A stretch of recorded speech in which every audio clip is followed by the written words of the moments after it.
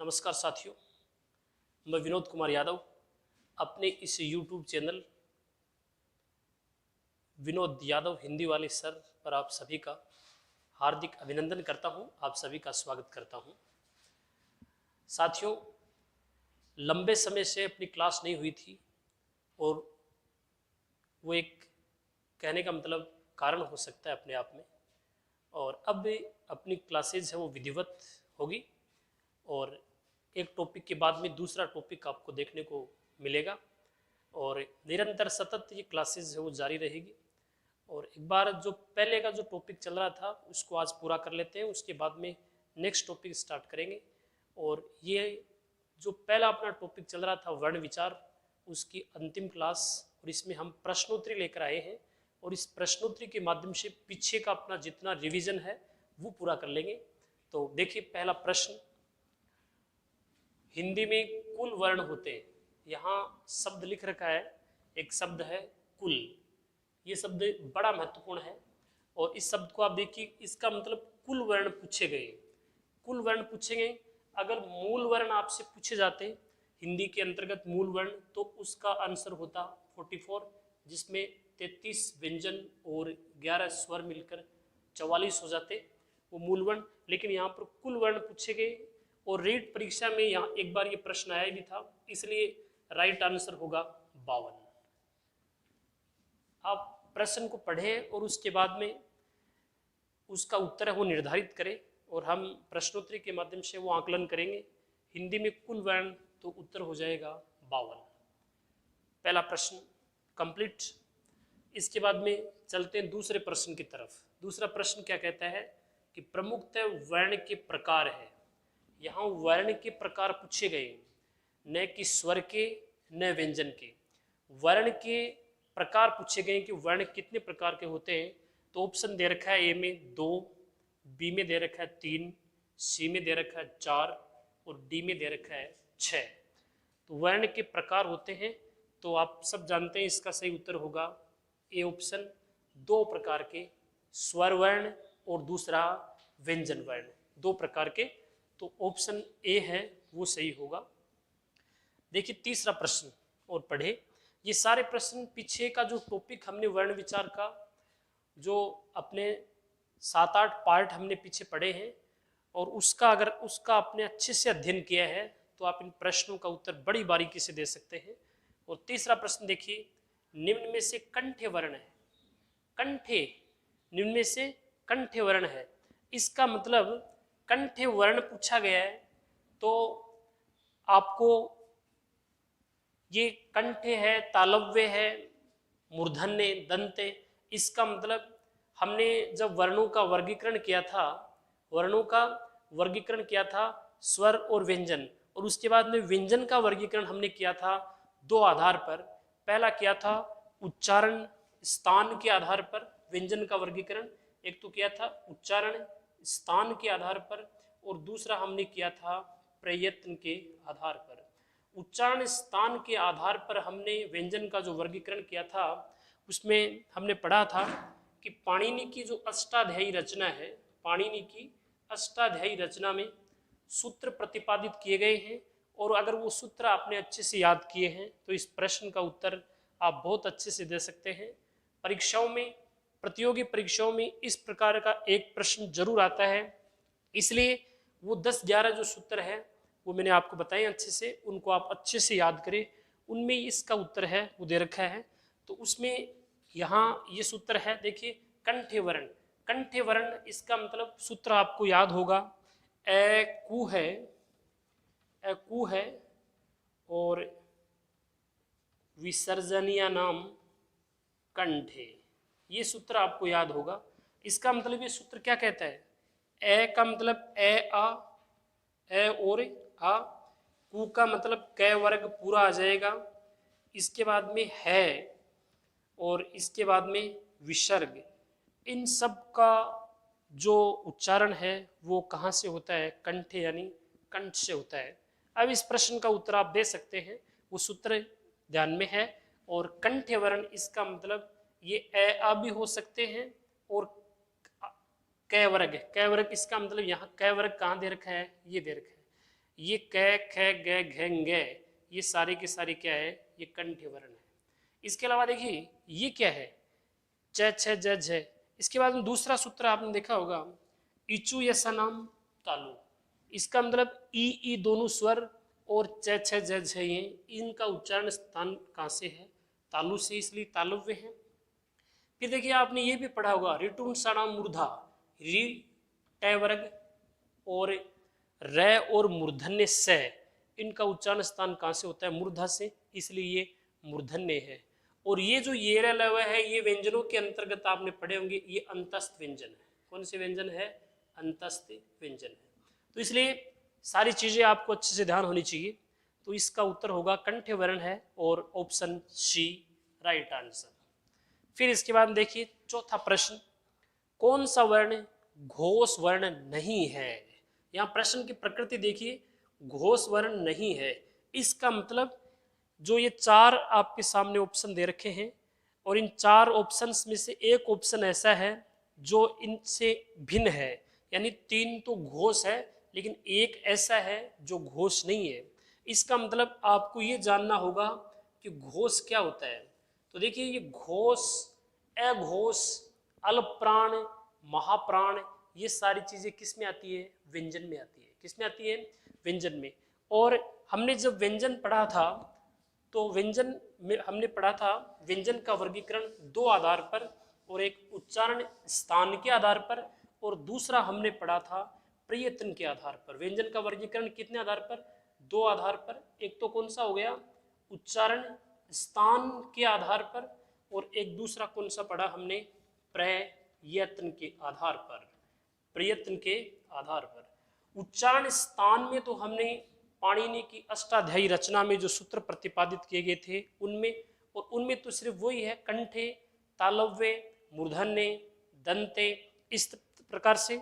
और प्रयत्न के आधार पर जो हमने पढ़ा था, और फिर प्रयत्न के भी तीन उप आधार हमने किए थे। एक किया था हमने कंपन के आधार पर, एक तो किसके आधार पर किया था, कंपन के आधार पर, और दूसरा हमने किया था श्वास के आधार पर, और तीसरा हमने किया था उच्चारण के आधार पर। कंपन के आधार पर हमने जो वर्गीकरण किया था उसमें पढ़ा था कि व्यंजन दो, ये दो प्रकार के वर्ण, और इसमें दो प्रकार के कौन से, एक तो हमने पढ़ा था घोष या सघोष, और एक हमने पढ़ा था इसका ही, और वो कौन सा, अघोष। एक तो कौन सा पढ़ा, घोष, या जिसको सघोष भी बोल देते हैं, और एक दूसरा कौन सा पढ़ा, अघोष। घोष या सघोष वर्ण कौन से होते हैं ये जानना बहुत जरूरी है।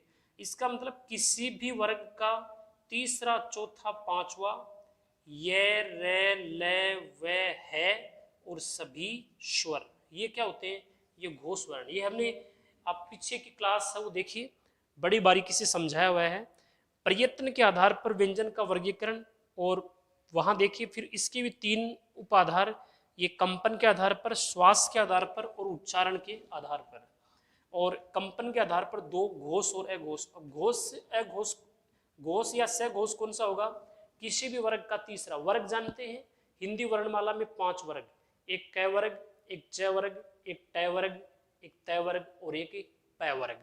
तो इस प्रकार किसी भी वर्ग का तीसरा, जैसे पहला वर्ग क है तो इसका तीसरा कौन सा हो जाएगा, ग, चौथा कौन सा हो जाएगा, घ, पांचवा कौन सा हो जाएगा, ङ। इस प्रकार से च वर्ग का तीसरा कौन सा हो जाएगा, ज, और चौथा झ, और पांचवा ये। इस प्रकार से ये चलते रहेंगे। तो यहाँ अब इसमें देखिए प्रश्न यही है, यहाँ देखिए कौन सा वर्ण घोष वर्ण नहीं है। इसका मतलब ये वाला आपको अच्छे से ध्यान रखना है, घोष वाला, अघोष वाला नहीं, घोष, तीसरा, चौथा, पांचवा। अब देखिए, और ये रे ले वे भी है, ये रे ले वे और है भी है, और सभी स्वर। तो इसमें देखिए, इसमें दे रखा है ये ए, इसका मतलब ये तो स्वर आ गया, और सभी स्वरों को तो इसमें सम्मिलित करते हैं, किसमें, घोष में। फिर इसके बाद में ये देखिए, ये यहाँ पर ये क्या है, छ, इसका मतलब ये तो च वर्ग जो है इसका कौन सा वर्ण है, दूसरा है, च का कौन सा है, दूसरा। तीसरा, चौथा, पांचवा नहीं है। ए ये भी स्वर है, और ड ये ट वर्ग का कौन सा है, तीसरा।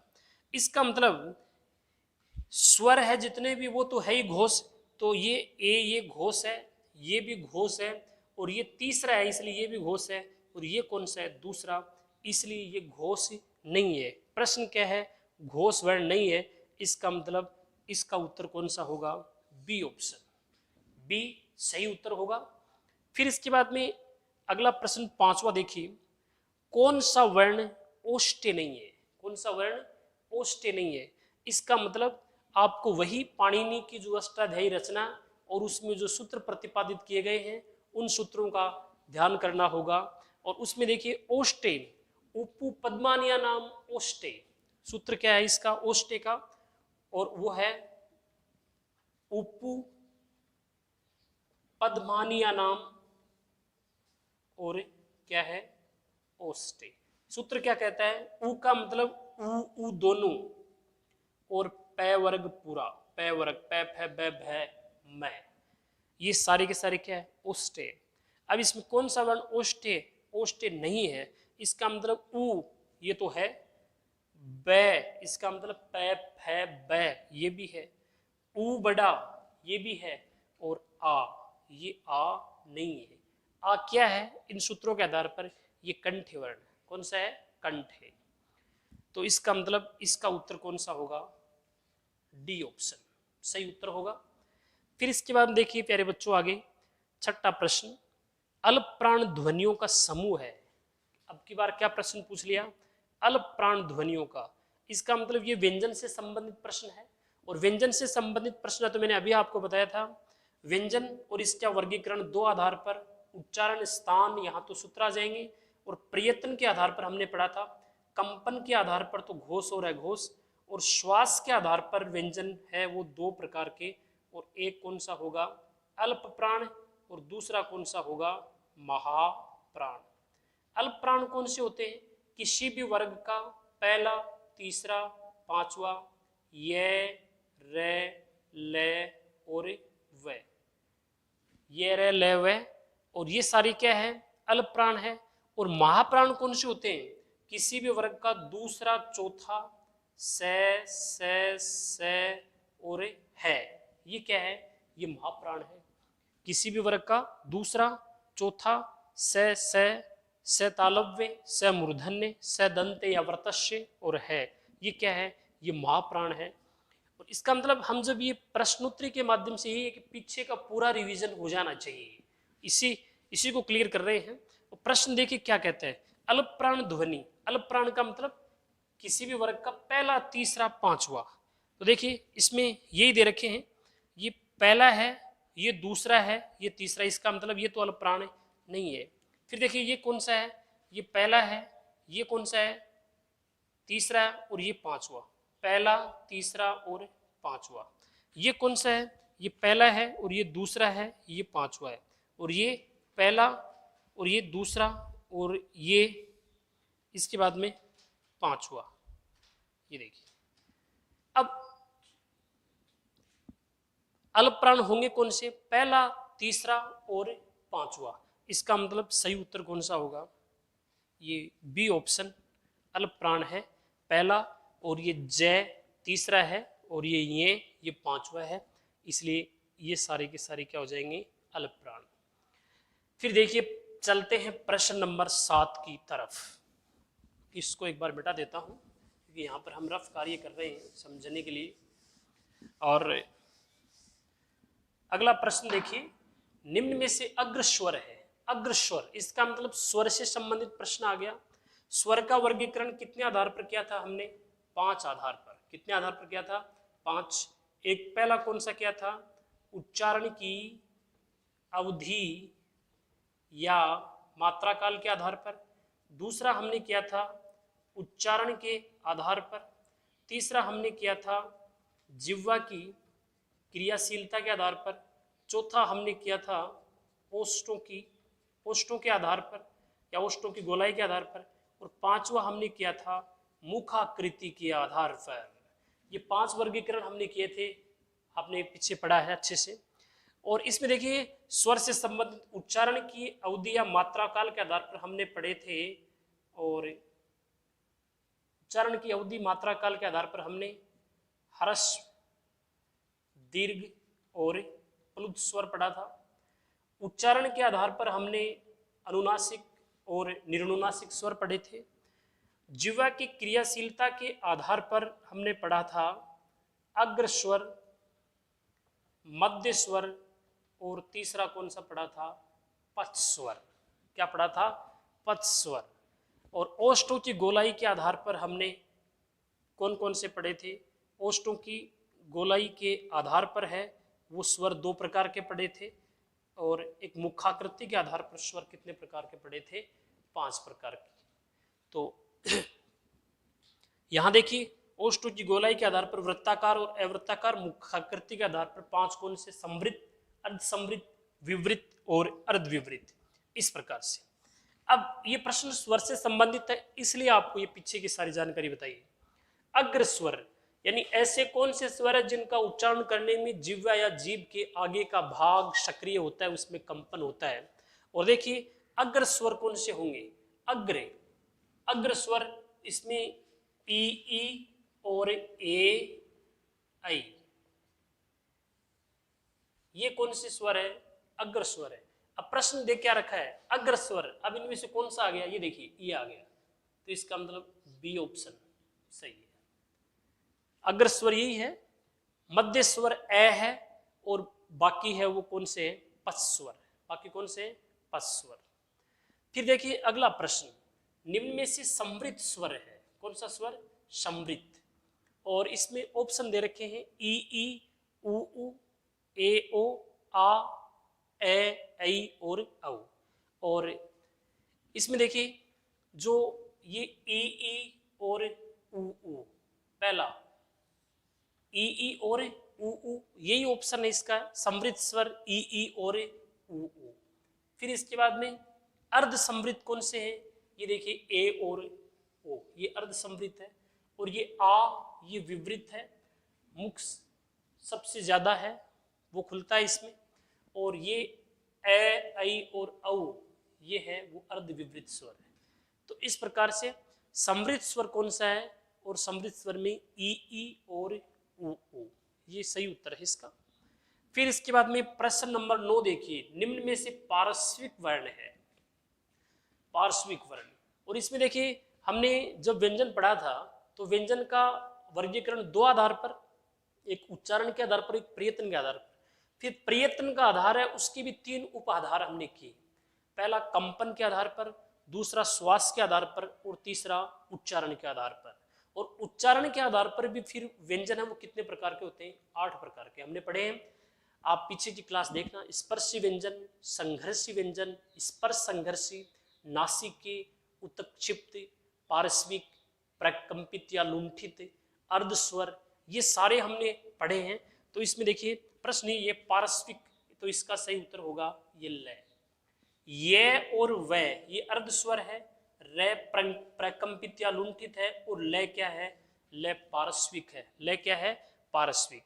तो इस प्रकार से ये हमने सब पढ़ा। 52 वर्ण होंगे और 2 प्रकार के स्वर वर्ण और व्यंजन वर्ण और कंठ वर्ण। इसका मतलब सभी सूत्र आप अच्छे से तैयार कर ले। कौन सा वर्ण? घोष। इसका मतलब घोष कौन सा होता है, अघोष कौन सा होता है, अल्प प्राण कौन सा होता है, महाप्राण कौन सा होता है, ये आप अच्छे से तैयार कीजिए। और स्वरों का वर्गीकरण 5 आधार पर, ये आप अच्छे से तैयार कीजिए। और यहाँ ये 9 प्रश्न, ये तो एक माध्यम है, हमें रिवीजन है वो करना है, और इस प्रकार से अपनी परख को जारी रखना है। और हम ये वर्ण विचार इसको यहीं समाप्त करते हैं। आगे है वो दूसरा हम टॉपिक लेंगे, और शब्द विचार है वो पढ़ेंगे उसके बाद में।